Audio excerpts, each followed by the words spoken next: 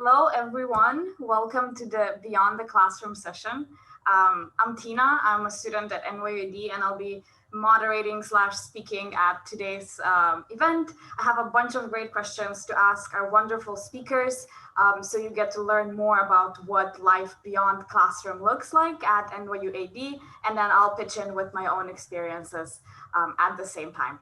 So as mentioned, I'm Tina. I'm a senior at NYU majoring in computer science. My home is in Slovenia.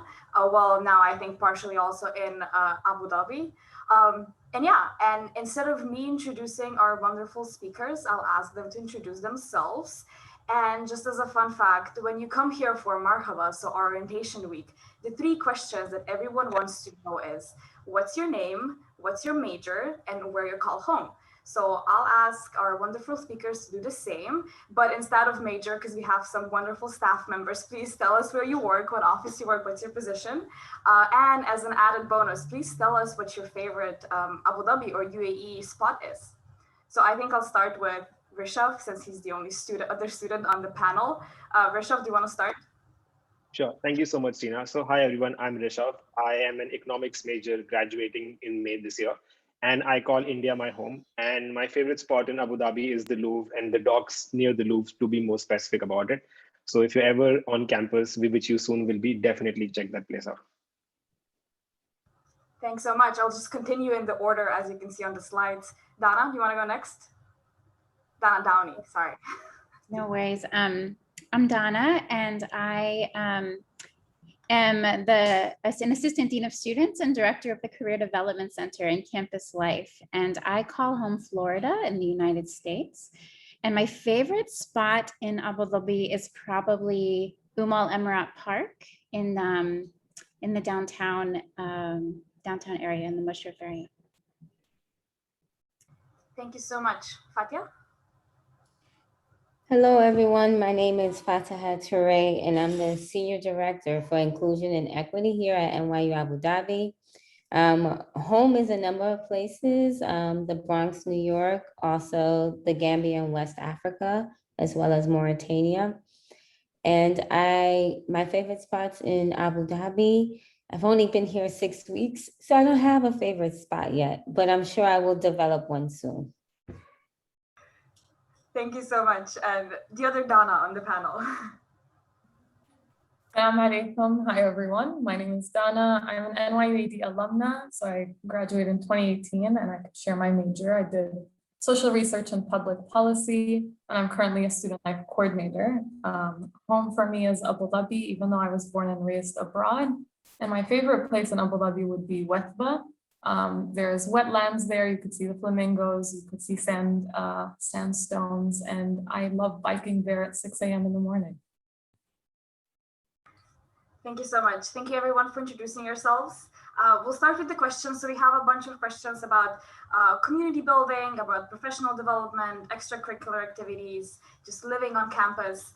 And I hope we get to cover as much as possible. So the first question that I actually want to direct to all of our speakers to answer it briefly in a few sentences is, with students coming from over 100 countries, how does NYU build community? Or what was the aspect of the community building that you find most meaningful in your roles at NYU? And I'll start in the same order as with the introduction. So Rishabh, do you want to go first? Definitely. So I think as a student, some of the most important factors that helped me develop a sense of community and also find my place within this community was attending events that were hosted by different SIGs. So for example, on campus, you have the Pakistani Students Association, you have the Latin American Society, the Korean Society. So they usually host events that are significant to their cultural backgrounds, and attending these events with a very open mind to genuinely learn about their culture and to interact with people, and also to have very good food was a huge advantage. So that's where I found my sense of community and my place in this society. Yeah, thank you. Dana?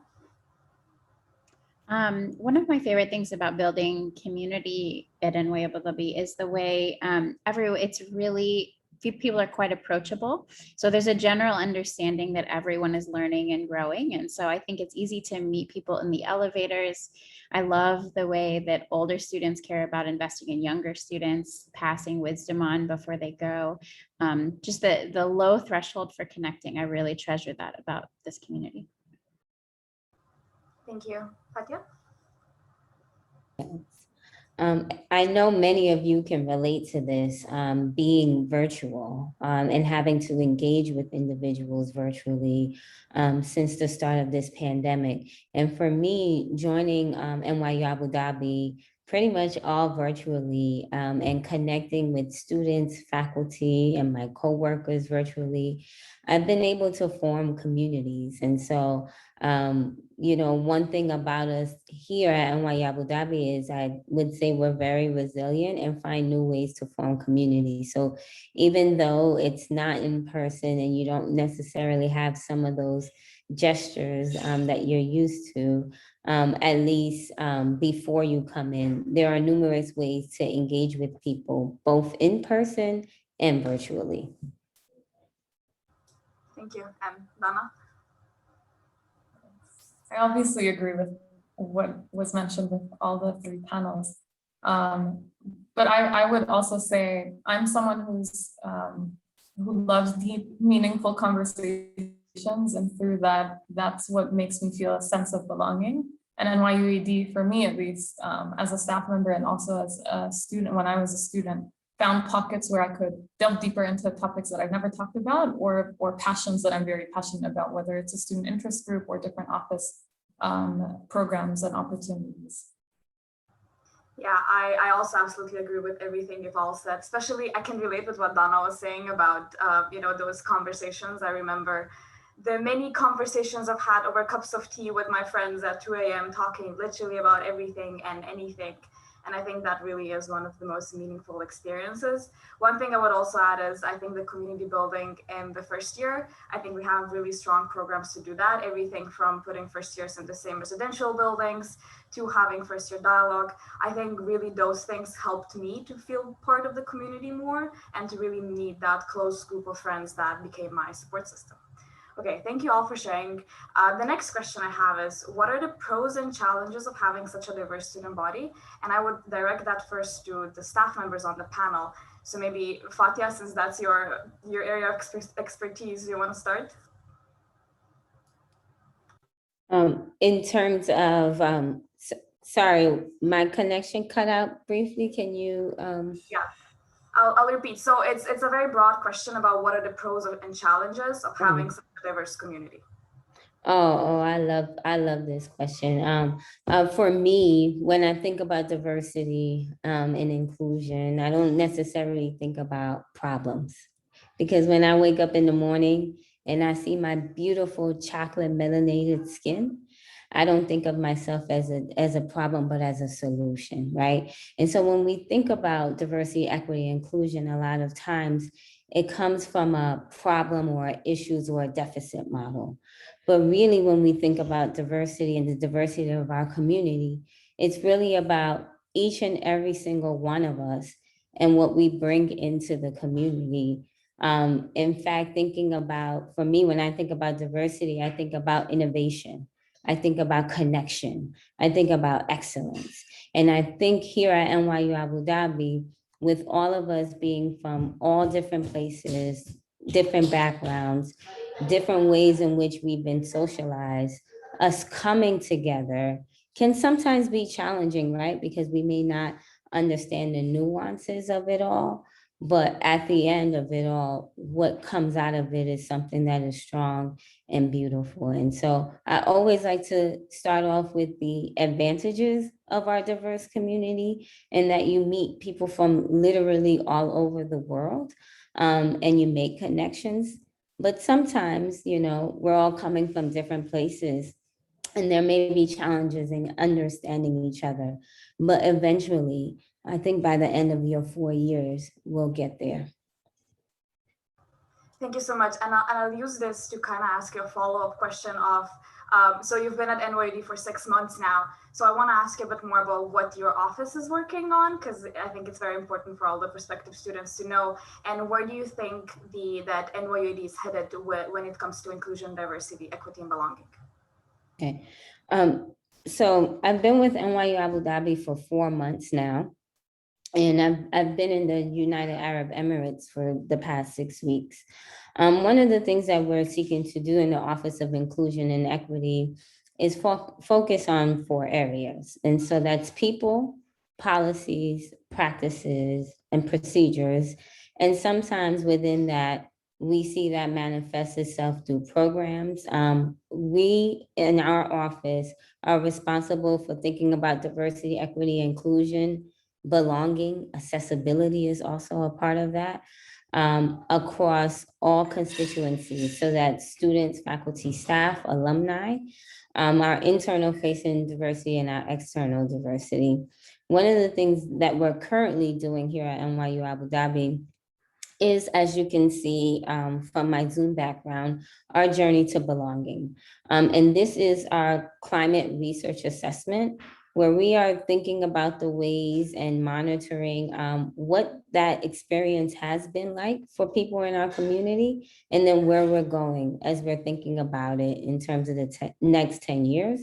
And so this is an opportunity for students, for everyone in the community, to make their voices heard about the things that we're doing great with diversity, equity, and inclusion, and what are some of the ways in which they want to see us go. And so that's one of the projects that we're working on right now.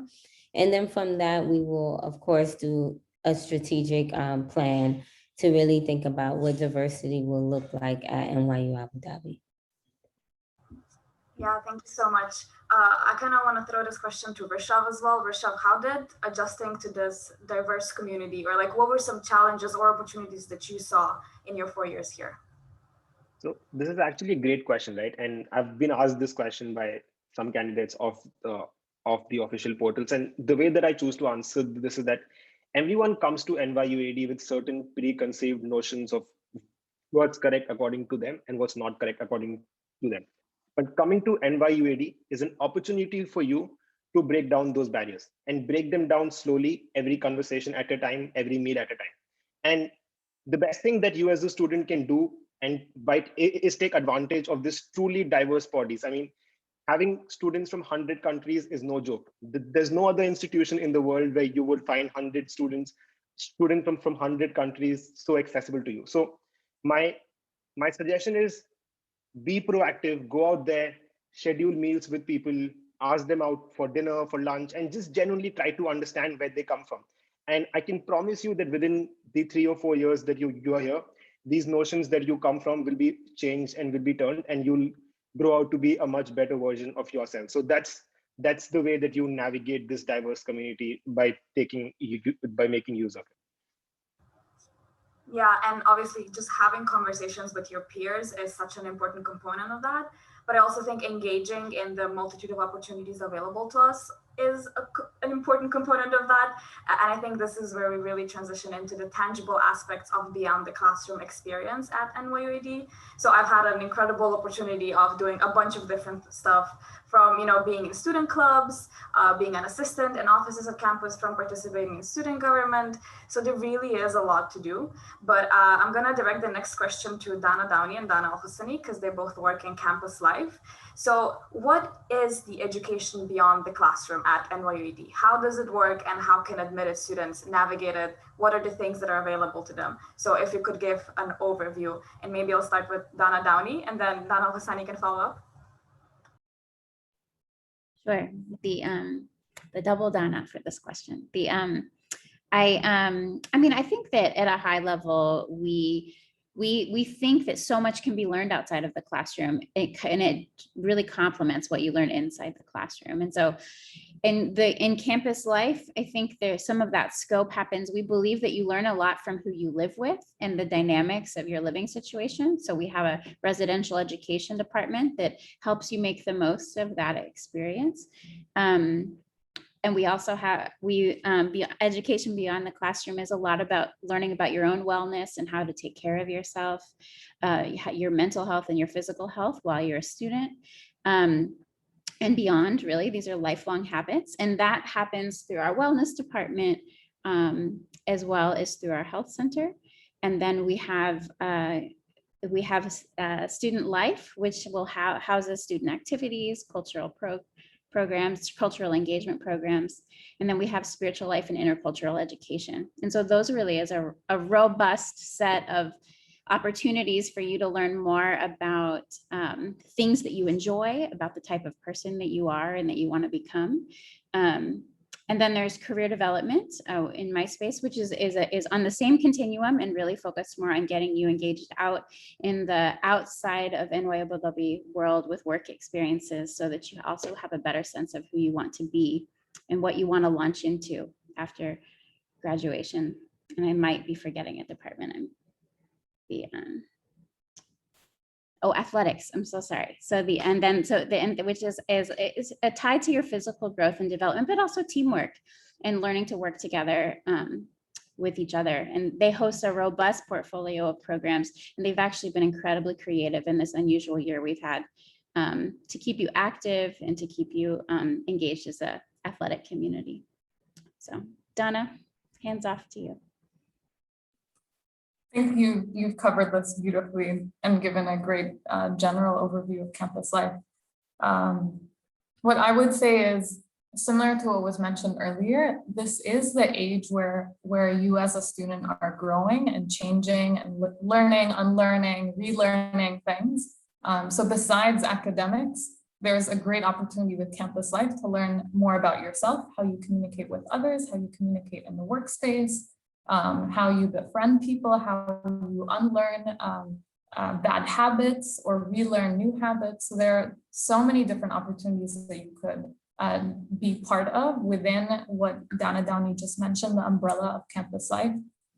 I could give an example that was related to a class when I was a student. I did a volunteering opportunity with the Student Life, so Office of Community Outreach, and I used to go weekly to the Future Center of Rehabilitation as a teacher assistant, Students of Determination, or a word coined here in the UAE, referring to people with disabilities. And this was mainly a center for young students with mental disabilities.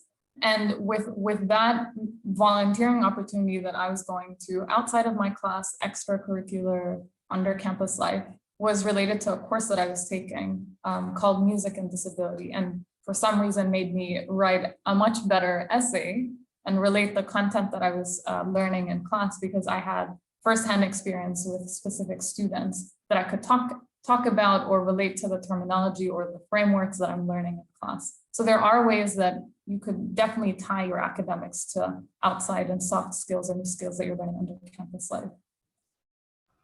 Yeah, absolutely. In my first year, I actually volunteered with GEN, which is Girls Education Network. And I think that really was a turning point in how I think about education, and especially girls' education. So I think all of these experiences can prove to be much, much more meaningful than just something you do to build the resume. But talking about building a resume, I want to continue towards talking about professional development. And I'm gonna direct most of the questions to Dana Downey and Rishabh, since Dana is director of Career Development Center and Rishabh has work there.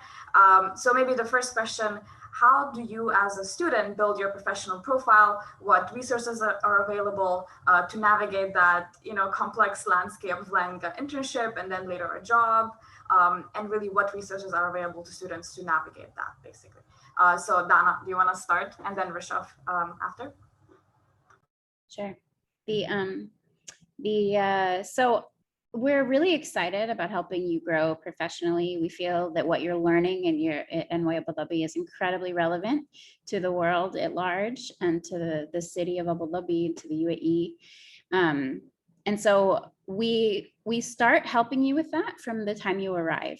And so you'll find we have my team, we have a lot of advisors that are there to help you because this is both, it's both of the general process, but a very personal process. And we recognize that. And we really want you to help you understand what your goals are who in your life has a stake in those goals, and how do you integrate all those hopes together?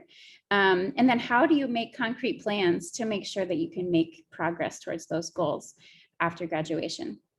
And so in terms of resources, we have a lot of advisors that specialize in different industry pockets, but they can also help you with everything from how do you write about yourself in a way that other people want to read?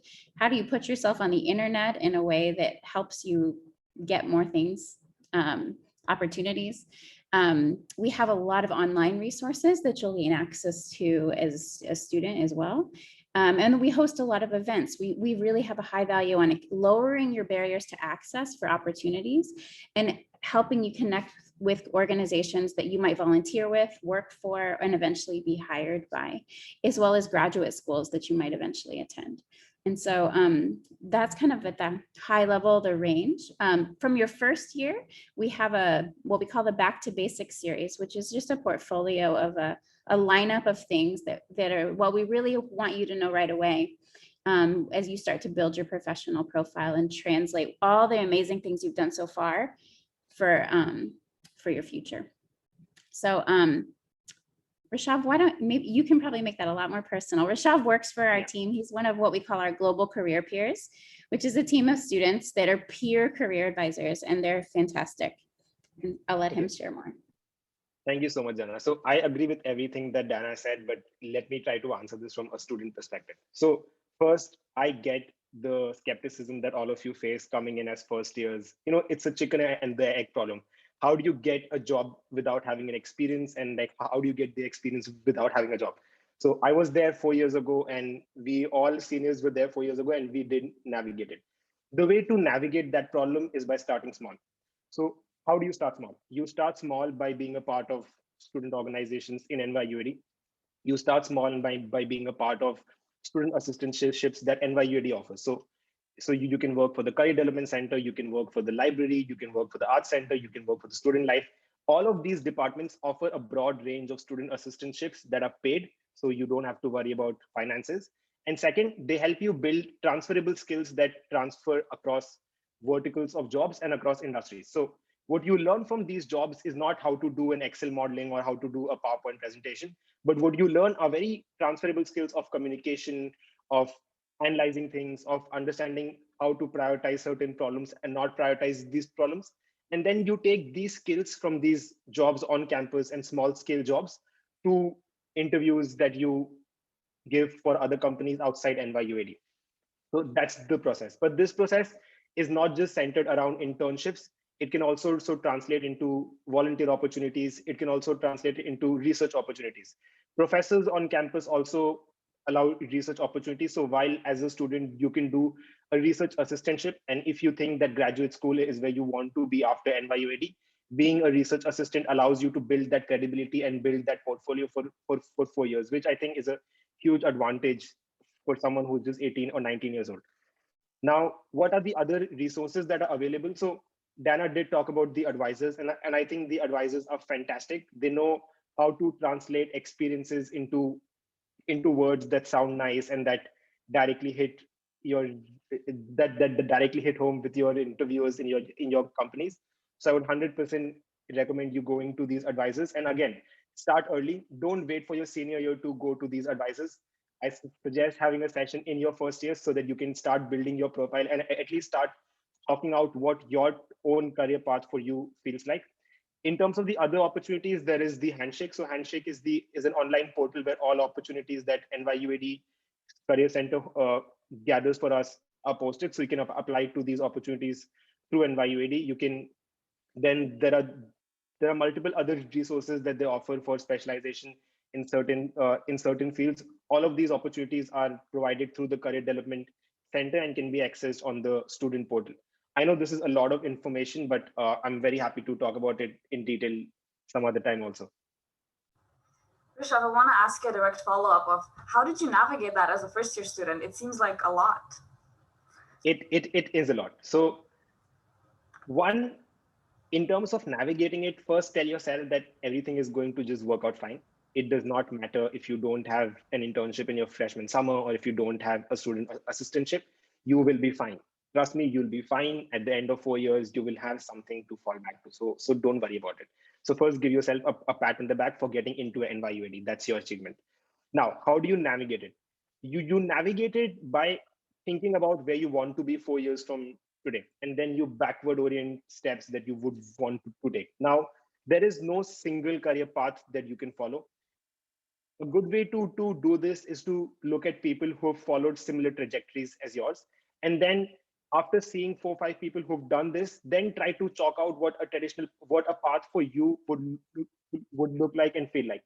This is something that you should be very comfortable in. And in order to do it, the first step is to go to a CDC advisor and talk to them and just literally vomit all ideas that you have inside your mind, literally tell them everything that you want to do, and they will help you figure out a path. They'll help you get clarity amidst all the chaos. At least I think that's what helped me a lot. Yeah, and I can attest you can also do that in your senior year, and it will help you figure things out. So, just as Dana Downey helped me figure some things out. But yeah, so thanks so much, Rishabh. I do have one more question about career development. And Dana, I think I'll direct this one to you. What distinguishes NYUD from other institutions in terms of career development? And then maybe if you can follow up about, where have our students worked? What career paths have they taken, where they are now? Sure. I think I'll probably start with the first, and then I'll put some links in the chat that really clearly help visualize, because our students, what's really incredible, our students is as diverse as the places they come from, or as diverse as their outcomes. Really, one of the things I think that does make us unique among other global institutions is that we don't subscribe to that we subscribe to the idea that your major doesn't necessarily equal your career. And so we support both linear and nonlinear career paths, which means you could do what everyone expects you to do after you graduate with an engineering degree, or you could do something completely different. And so I think that range of flexibility distinguishes us. I think we also have a really robust grants program that is also highly unusual. So because I mentioned earlier, we care about lowering barriers to access to opportunities. We have extensive internship grants and then test prep grants that help students prepare to take required tests for graduate school that are available to students. Internship grants are available to students from the first year, that allow students to relocate for either under or low paid or not paid internship opportunities that are strategic for their growth. And then I think I mentioned our emphasis on advising earlier, but what I think is unusual is the amount of advisors we have. So we have 8 advisors, and for the amount of students we have, that's highly unusual. So it's not difficult to see someone. It's not difficult to get in touch, and that level of accessibility. We also have our student peer advisors that are available even more often. And so that level of access, I think, is quite unusual. So, and then the final thing I would say is, because we have the advantage of being an intimate campus, we have alumni incredibly involved in most of our activities, so that the network is easy to access. And that is, I think, another thing that makes us unique. So, and then I'll add in the chat here some links to all the incredible things our students have done, but I don't want to, it's a little bit of everything, which we're really proud of.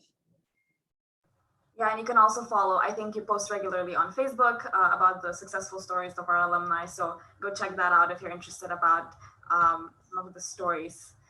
Well, thank you, Dana and Rishabh, so much. Is there anything that I missed about professional development that you think prospective students should know? No? Okay, we can come back. We can circle back if needed. Okay, so we're continuing I apologize to all the other offices, but my favorite office on campus, student life and the activities that it supports, just because I've worked extensively with them and I absolutely adore all the staff. I've also I was involved a lot with SIGs. Shout out to all the women in STEM, or those who are hoping to study STEM. We have an incredible SIG on campus. So I think I'm going to direct most of these questions to Dana, since she works in student life, Dana Al-Hassani now. So Dana, do you want to tell us first what student interest groups maybe are, and how do they work? How many do we have? What can you do with a student group? Okay. So if you can't tell by now, our campus loves acronyms and weird ways of combining letters to, to mean something. So for those who aren't aware, SIGs are our student interest groups. We falls under student activities, and we have SIGs that range from more affinity-based groups. So as mentioned earlier, PSA, the Pakistani Student Association, the UAE Majlis, Chinese Culture Club are examples. And then on the other side, we have student interest groups that are interested in baking. So we have a baking SIG. And we have a SIG that is focused on astronomy, and we have a SIG that is doing parkour, even though it's a virtual semester.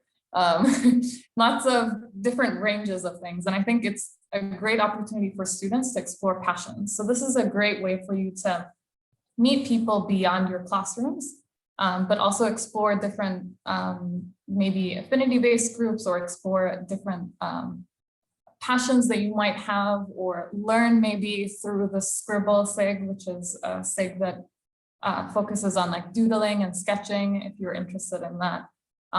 We currently have in a virtual semester around 54 active SIGs, being very creative in a virtual space on how to engage students, whether it's active events like a Zoom call, or engaging the students through journaling prompts, a lot of focus on Instagram pages that you could follow our student interest groups as well.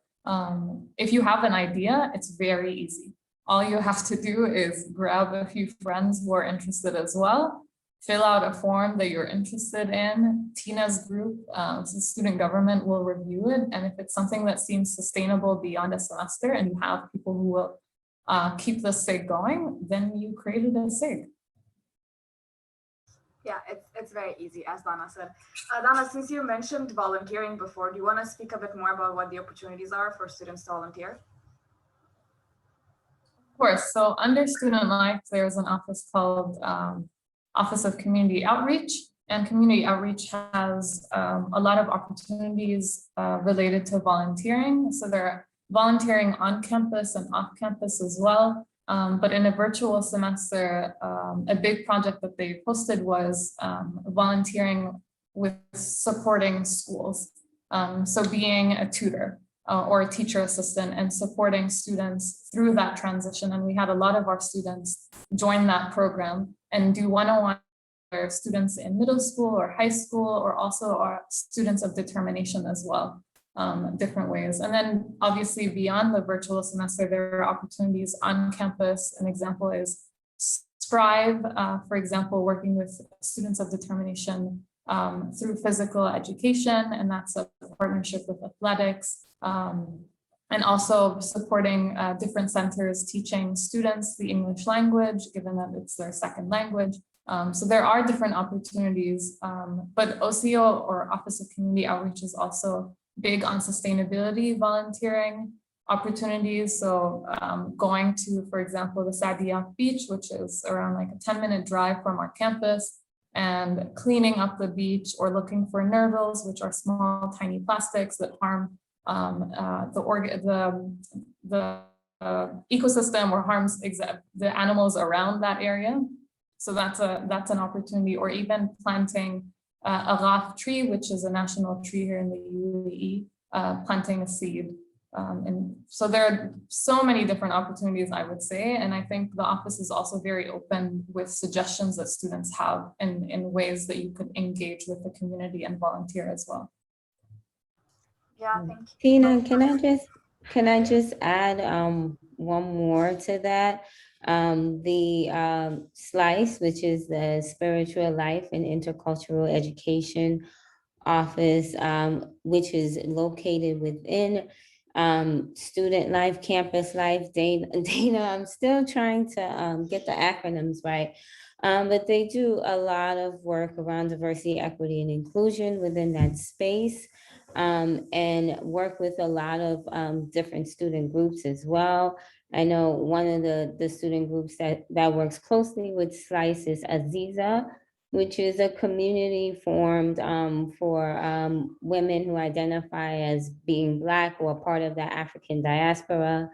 And they do a lot of events that expand beyond just students, but throughout all community members and members who are also external to NYU Abu Dhabi. And so I just wanted to shout out Slice.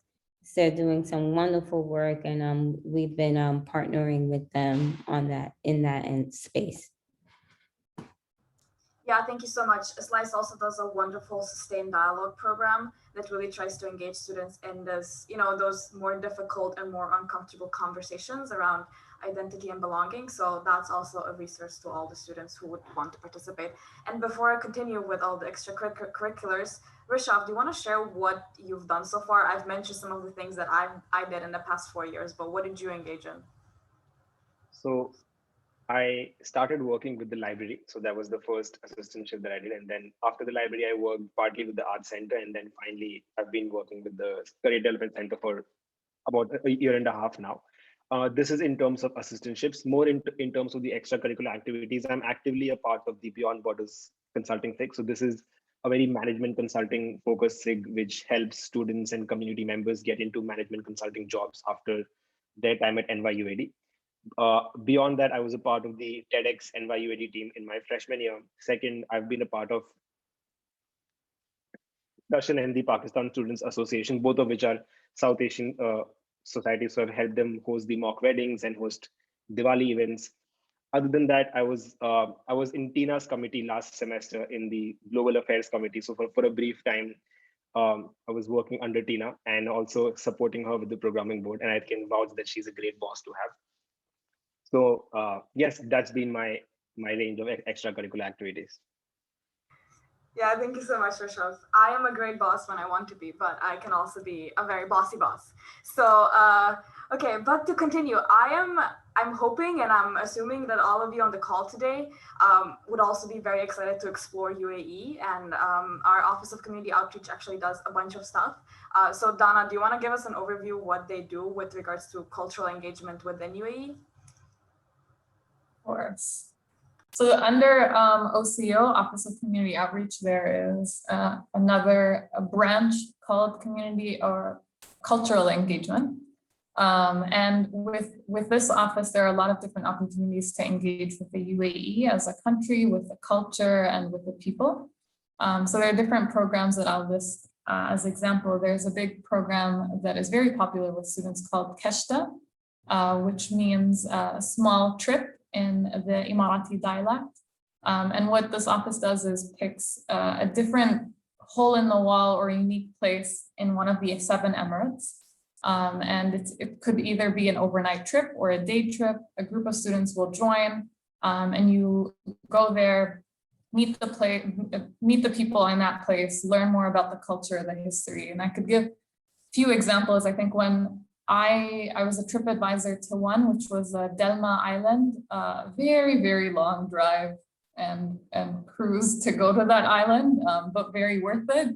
And just being in that space and learning more about the people who live there and what kind of industry do they support and what the history looks like in the past and why they are still there, because they're very far away from the mainland, just trying to understand lots of different opportunities of engaging with people here in the UAE. Another one is Keshta Next Door, which are opportunities that you can engage that are around our campus. Warehouse 241 is a big one on our campus that does a lot of artworks and talks about culture and highlighting a lot of artists. Very unique art.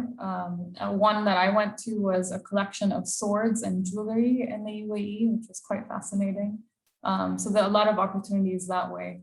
And another way as well is a program called Sifara, which means ambassadors. And these are selected students that apply, go through an interview and training to be ambassadors of the UAE culture to our community, but then ambassadors of NYU Abu Dhabi to the UAE. I hope these are good examples as a start. Yeah, thank you, Dana. And I just Plus, one thing we haven't really mentioned is the art center and all the wonderful programs they have. I think that's also like a super important part of our beyond the classroom education. Outside of the things that you can do, just also things and events that you can attend. Obviously, those are the things that have changed now with everything being online, but still art center is a very important component of that. So Rishabh, since you've worked for art center, do you want to say a little bit more about what they offer? Yeah. So basically, this is all in the pre-COVID world when things were in person. So usually there were artists and performers from across the globe who the art center used to host for like a period of a few weeks or some for a period of a few months.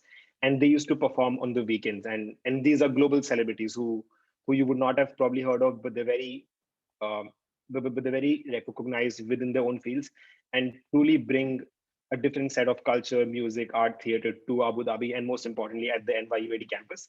And all students were allowed to go and just get the tickets online through the art center. These are for free, by the way, so you don't have to pay for these tickets, and you can get these tickets, and you could go and talk to these people, and you could watch their show. So I think that was a large part of the experience that the art center did try to create, and an opportunity that they tried to provide for everyone.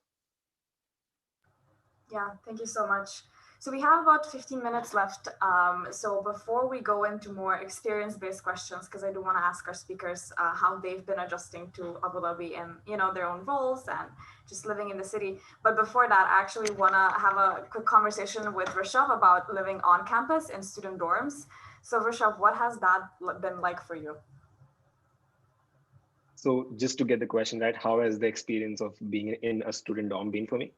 Correct, Okay. yes. So personally, for me, because I was a part of a boarding school in India for 8 years before I came to NYU AD, coming into a dorm with friends was not a huge transition coming from where I came from. So this was a predominantly easier transition for me than it was for multiple other friends of mine. But some of the challenges that come with living in a dorm is that you could have a roommate who might be a morning person and you might be a night person. And as silly as that sounds, that is a very major problem and something that you might want to navigate once you get into that space. Some things that truly helped me in navigating these challenges were having very open, direct conversations as opposed to sweeping things under the rug. And these are conversations that can be held in very sincere, non-confrontational ways, and you don't need to confront someone. You can just be like, hey, so I prefer this, what do you prefer? And then you talk about things, and then you hold up to your end of the bargain. It's really that simple. Beyond that, I think something unique about the campus life, about being on campus here, is that you are literally in a place where you run into everyone very often. So you might not schedule meetings with someone, but you might just like run into them in the campus center or in the dining hall. And I think these are small opportunities, these are small moments that give you opportunities to know people who you would not meet in your classrooms.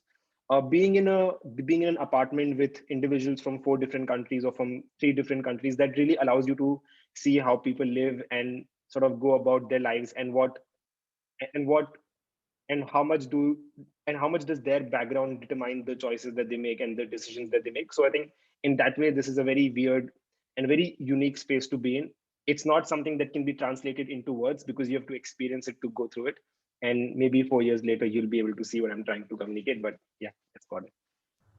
Well, hopefully, just to share the experience of someone who did not live in a dorm before coming here, it was a transition. Obviously, I was used to having my own room at home and now having a roommate. It's something you have to get used to. But overall, look, the dorms are beautiful. You all had a virtual candidate weekend this year. So you couldn't see them in person, but they're wonderful. There's a lot of facilities and amenities available. So it just, with regards to the living situation, it is very comfortable. Living on campus just in general has a lot of pros, as in accessibility of dining hall, convenience store. It is just very convenient to live on campus, but at the same time, having the public bus, having the shuttles, it is also very easy to go to the city. So you kind of get the best of both worlds. You don't live in the city, but it's very easy to access it. It's very easy to engage with the city, go to the malls, shopping, restaurants, whatever you prefer. But at the same time, living on campus does provide, at least for me, it provides more of a productive environment to study and to work. But I think still the weirdest thing for me is meeting professors and staff when I walk on the High Line.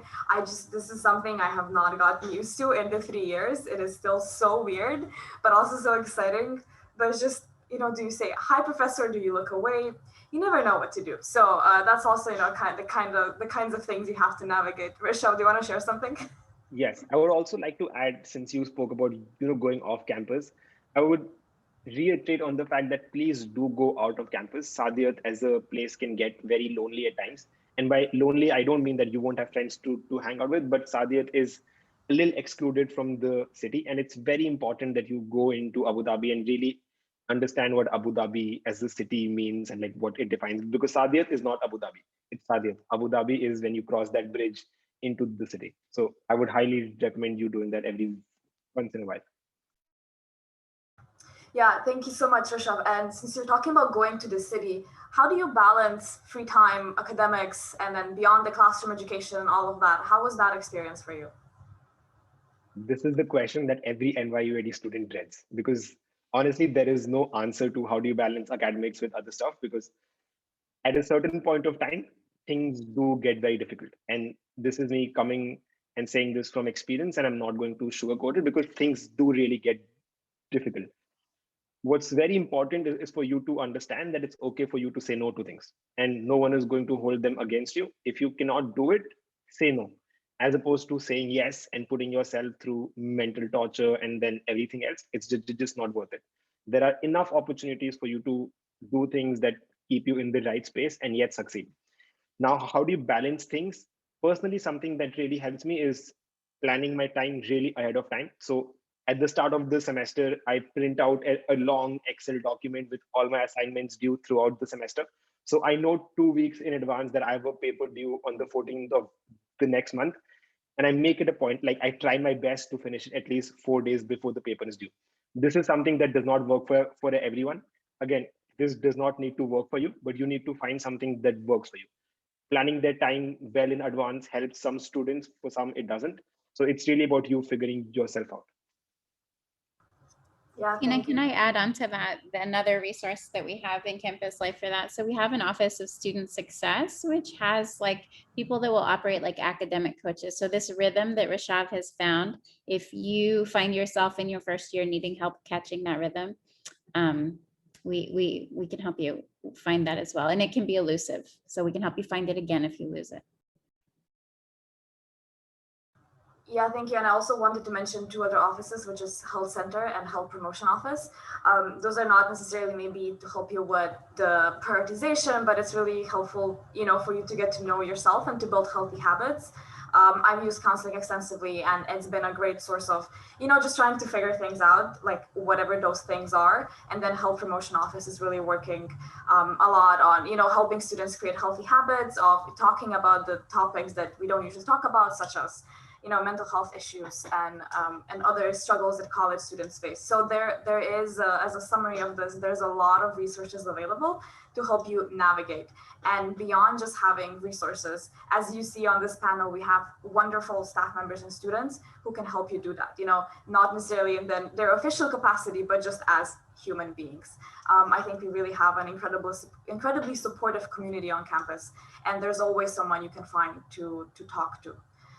With regards to resources available to students, does anyone have anything to add that we haven't mentioned yet? No? Okay. So I guess I'll transition into kind of a conclusion to this panel, and we have about 8 minutes left. So I think I have 2 questions about like a general experience for all of you being on campus and being in the city. When you transitioned to NYU AD, whenever that was, some of us have been here longer than others. What is something that you wish you knew before you came here?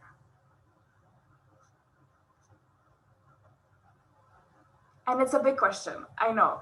I think for me to start, to give you all a minute to think about this, for me it was, I think how in a way rewarding but also challenging it would be to navigate this environment.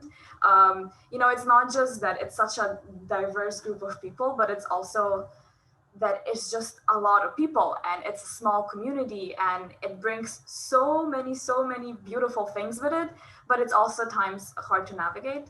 So I think for me, it would be coming in here expecting to grow and learn, but also to be challenged in that growth and learning.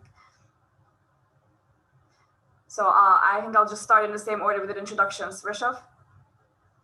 Okay, so I really wish someone would have told me that if you don't ask, the answer is always no, because everything literally lies in front of you. All you have to do is make that first step and ask the right people, or not even the right people, just ask someone about it and they'll guide you to the right people. NYUAD is truly a gold mine of opportunities, both in terms of the people that you can meet and in terms of the opportunities that NYUAD makes it accessible for you to have. At this age, at this time, all you have to do is just take that one step and try to get that opportunity. And I swear to God, NYUAD will put everything that is got in trying to help you to get where you want to be. So I think I wish someone would have told me that I need to proactively ask and chase those opportunities. Thanks, Rishabh. Dana? That's beautiful. I think I wish somebody would have told me that transience can be a beautiful thing. So part of our community is that students study away a lot in a typical year, and that people come and go. And I think that that's both really that appears at first is really challenging, but it can also be really beautiful, and that you can make space for all those relationships and you can keep in touch with the people that you care about. I also wish I would have learned that as it relates not necessarily to NYU Abu Dhabi, but to the city, that most information cannot be found on the internet and you need to ask people. It's going back to Rishabh's point, but it is available. Thank you. Fatia? Okay, mine is something you probably wouldn't expect, but then that's always me.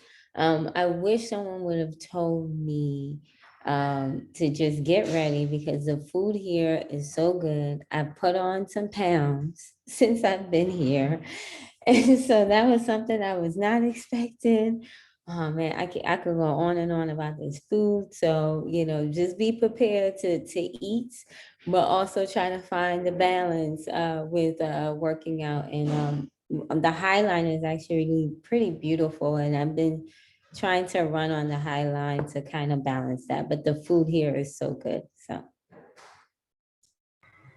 Yeah, thank you for that. I've been joking that, how you have the freshman 15, it's more like freshman 50 here. And I think all of us went through it.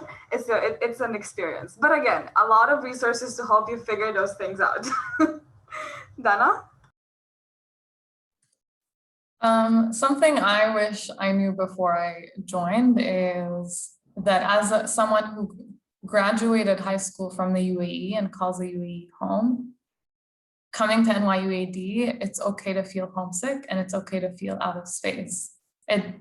It's a different space.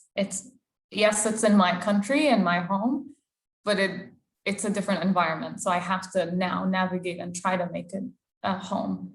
And I would say along those lines is understanding that, yes, I do call Abu Dhabi home, but as I always say, I'm not a walking encyclopedia about the UAE. And it's okay for me to say, oh, I actually don't know. Like, I don't know how to answer your question. That's a great question about my culture. I just don't have the answer.